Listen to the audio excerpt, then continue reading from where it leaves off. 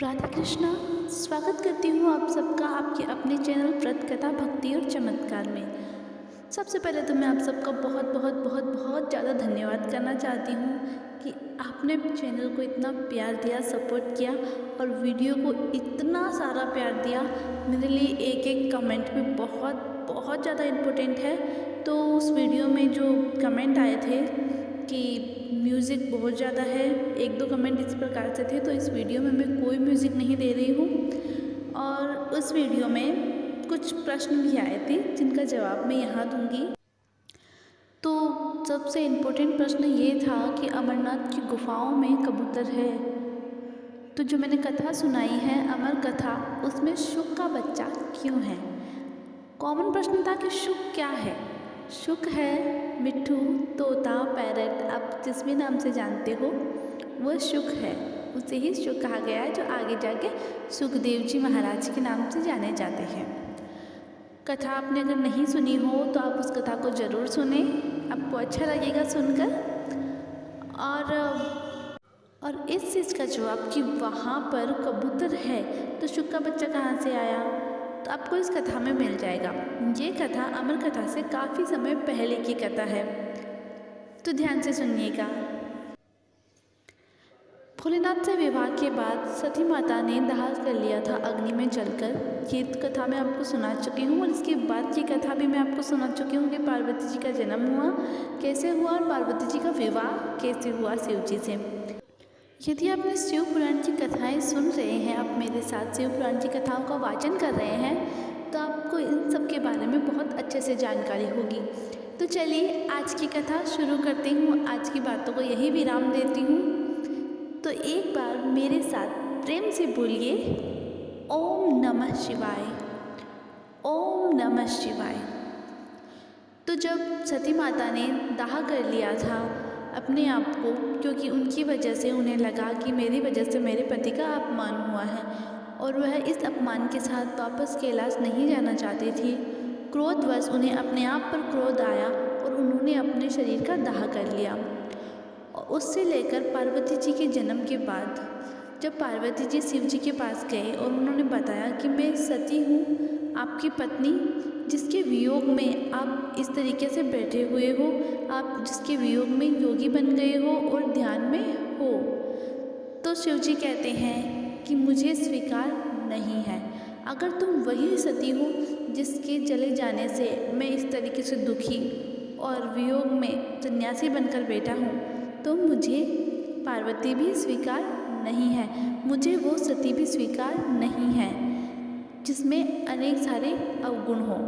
Actually क्या था कि सती माता में कोई अवगुण नहीं था, सती माता इंसानी रूप में कुछ ज़्यादा थी।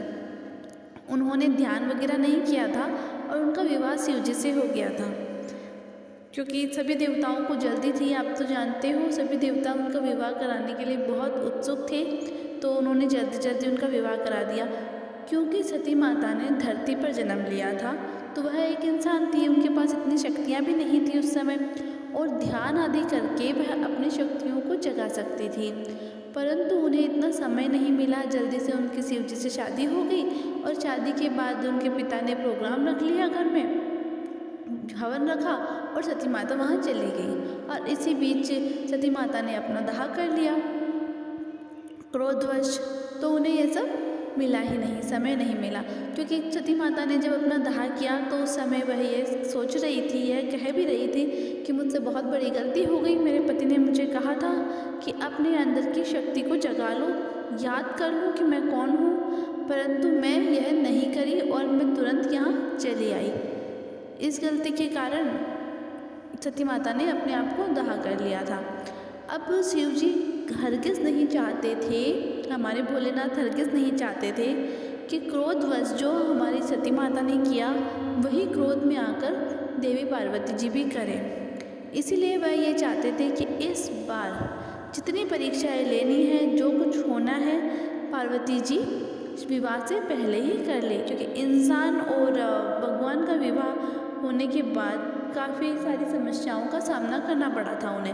वह हरगिज़ नहीं चाहते थे कि पार्वती जी को भी सती माता की तरह कष्टों का सामना करना पड़े। तो जब शिव जी ने माता पार्वती जी को स्वीकार करने से मना कर दिया तो माता पार्वती जी अधीर हो गई और वापस अपने पिता के यहाँ लौट आई। तब सभी देवी देवताएं दुखी हो गए कि अब तारकासुर का वध कौन करेगा, क्योंकि तारकासुर को तो वरदान था ना, शिव जी ने उसे वरदान दिया था कि शिव पुत्र ही उसे मार सकता है।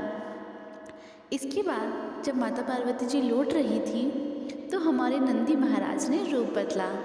भेष बदलकर वह पार्वती जी से मिले और उन्होंने कहा कि जो चीज़ प्रेम से नहीं पाई जा सकती वह चीज़ भक्ति से पाई जा सकती है।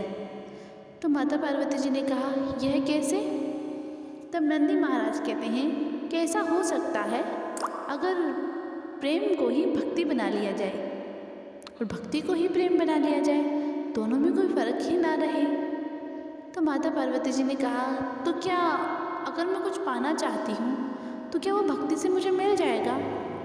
तब नंदी महाराज कहते हैं कि जो प्रेम से नहीं आए वो भक्ति में खींचे चले आएंगे।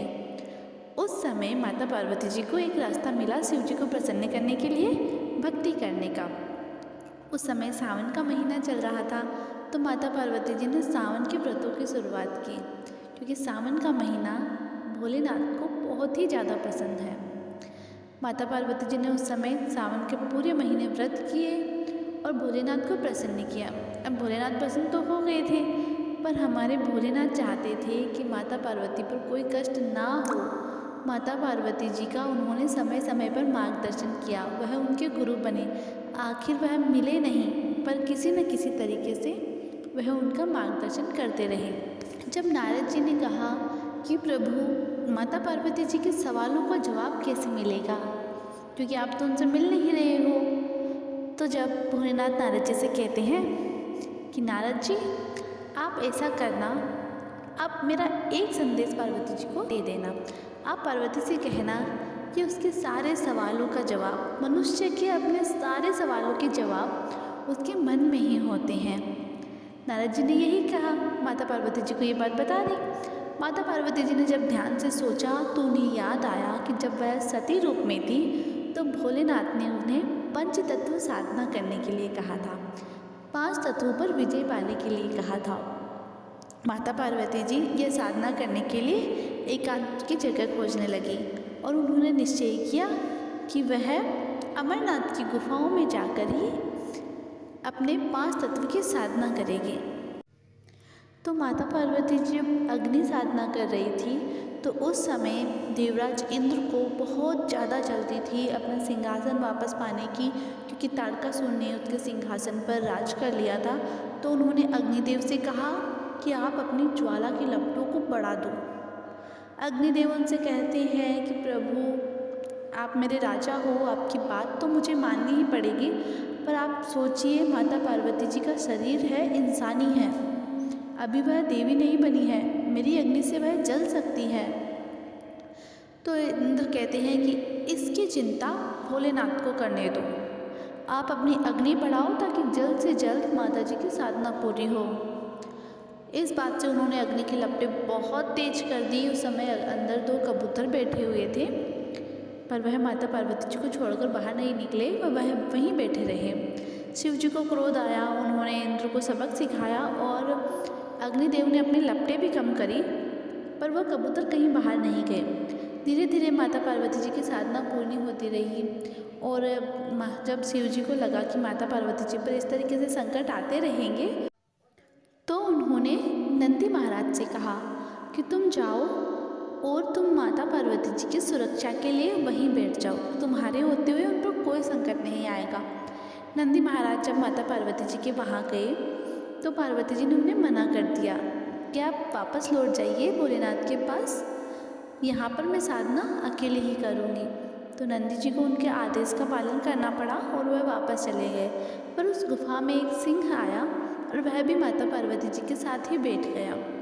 जब तक माता पार्वती जी अपनी तपस्या पूर्ण करती है तब तक वह सिंह और वह दोनों कबूतरों का जोड़ा, वो एक कबूतर का जोड़ा था ना, दोनों कबूतर थे, वह कबूतर भी वहीं बैठे रहे। जब माता पार्वती जी की तपस्या पूरी हुई, भोलेनाथ आए। भोलेनाथ ने उनसे कहा कि आज तुमने अपनी तपस्या पूर्ण कर ली है, तुम्हारी तपस्या पूर्ण होने के बाद पार्वती, मैं एक क्षण भी इंतज़ार नहीं कर सकता था, मुझे तुमसे मिलना था। माता पार्वती जी कहते हैं कि हाँ, मैं समझ सकती हूँ भोलेनाथ, अब मैं बहुत कुछ समझ सकती हूँ कि आपने ये सब क्यों किया, आपने मुझे अपनाने से इनकार क्यों किया। तब भोलेनाथ कहते हैं कि तो फिर जल्दी मेरे साथ तुम कैलाश चलो, अब हम हमेशा साथ रहेंगे। माता पार्वती जी कहते हैं कि नहीं, मेरे माँ बाप को इतनी सारी कन्या होने के बाद भी एक भी कन्या का विवाह करने का अवसर नहीं मिला, तो आप मेरे घर आइए, मेरा हाथ मांगिए और विवाह कीजिए। पूरे रीति रिवाजों के साथ आपको मुझसे विवाह करना होगा। और भोलेनाथ ने उनकी बात मान भी ली। तो उसके आगे चल के जब माता पार्वती जी गुफा से बाहर जा रही थी तो उन्होंने दोनों कबूतरों के जोड़े को, तो उन्होंने कहा, कबूतर से कहा कि तुम लोग मेरी तपस्या के भागीदार रहे हो, मैंने इतनी तपस्या करी है, उसमें तुम हमेशा मेरे सहयोगी बनकर रहे, तो मैं तुम्हें वरदान देती हूँ कि तुम हमेशा अमरनाथ की गुफाओं में निवास करोगे। तो आपको आपके सारे सवालों के जवाब मिल गए होंगे। एक बार फिर से आप सबका थैंक यू सो मच। और यदि आपको कथाएं सुनना अच्छा लगता है तो आप शिव जी के बारे में और जानना चाहते हैं, ऐसी मनभावक कथाएं सुनना चाहते हैं, तो आप शिव पुराण की कथाएं सुन सकते हैं। तो एक बार प्रेम से बोलिए हर हर महादेव। भोलेनाथ से उम्मीद के साथ साथ मैं कथा समाप्त करती हूँ। हे भोलेनाथ, कथा में कोई त्रुटि हो तो प्लीज़ प्लीज़ प्लीज़ मुझे क्षमा करें। चैनल को सब्सक्राइब ज़रूर करें, मेरा सपोर्ट कीजिए। आशा करती हूँ आप मेरा सपोर्ट ज़रूर करेंगे। राधे राधे।